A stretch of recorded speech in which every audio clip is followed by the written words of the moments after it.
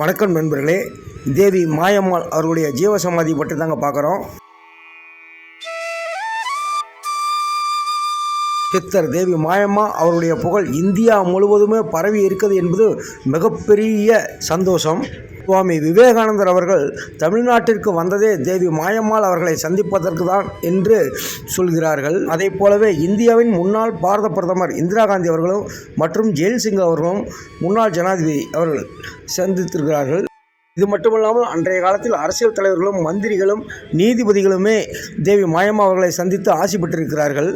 சுமார் 650 வருடங்களுக்கு மேலாக வாழ்ந்த தேவி மாயம்மா அவர்கள் இறுதி காலத்தில் தேர்ந்தெடுத்த இடம் சேலம் தான் என்பது மிக்க மகிழ்ச்சி.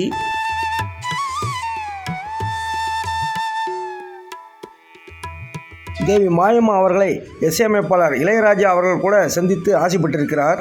தேவி மாயம்மா அவர்கள் மிகப்பெரிய சக்தி படைத்தவர் என்றும் கடலிலே 30-40 கிலோமீட்டர் தூரம் அப்படியே பறந்தே சென்று விடுவார் என்றும் அவர் தண்ணீரிலே நடந்து செல்வதையும் பறந்து செல்வதையும் அங்கே மீன் பிடிக்கின்ற மீன் பிடிப்பவர்கள் பார்த்ததாக சொல்லியிருக்கிறார்களாம்.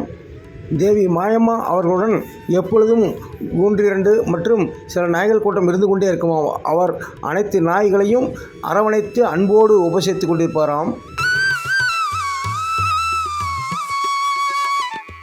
தேவி மாயம்மா அவர்கள் தன்னுடைய இறுதி காலத்தில் தேர்ந்தெடுத்த இடமான ஆசிரமம் எங்கே இருக்கிறது என்றால், நம்மளது சேலம் மாவட்டத்திலே சேலத்திலிருந்து ஏற்காடும் செல்லும் சாலையிலே சட்டக்கல்லூரி உள்ளது. அந்த சட்டக்கல்லூரிக்கு ஆப்போசிட்டிலே இருக்கின்ற தெருவிலே தான் தேவி மாயம்மா அவருடைய ஜீவசமாதி அமைந்திருக்கிறது. இந்த ஆசிரமானது மிகுந்த விசாலமான இடம், பளிங்கு கற்களால் கட்டப்பட்டது.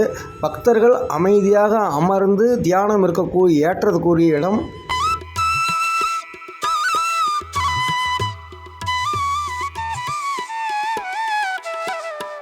நம்முடைய நேயர்களும் பக்த கோடிகளும் இந்த பகுதியில் சேலம் வரும்பொழுது ஒரு நாளைக்கு தேவி மாயம்மாவுடைய ஜீவசமாதியை சென்று வணங்கி உங்களுடைய குறைகளை நீக்கிக் கொள்ளுமாறு கேட்டுக்கொள்கிறோம்.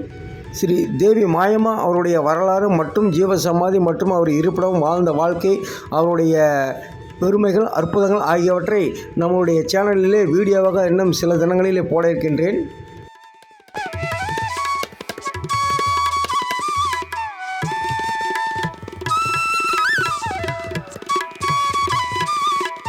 இந்த வீடியோ பிடிச்சிருந்தால் லைக் பண்ணுங்கள். நம்மளோட சேனலை புதுசாக பார்க்குறவங்களா இருந்தால் சப்ஸ்கிரைப் பண்ணிவிட்டு பக்கத்தில் இருக்கிற பெல் ஐக்கானை கிளிக் பண்ணிட்டு பாருங்கள்.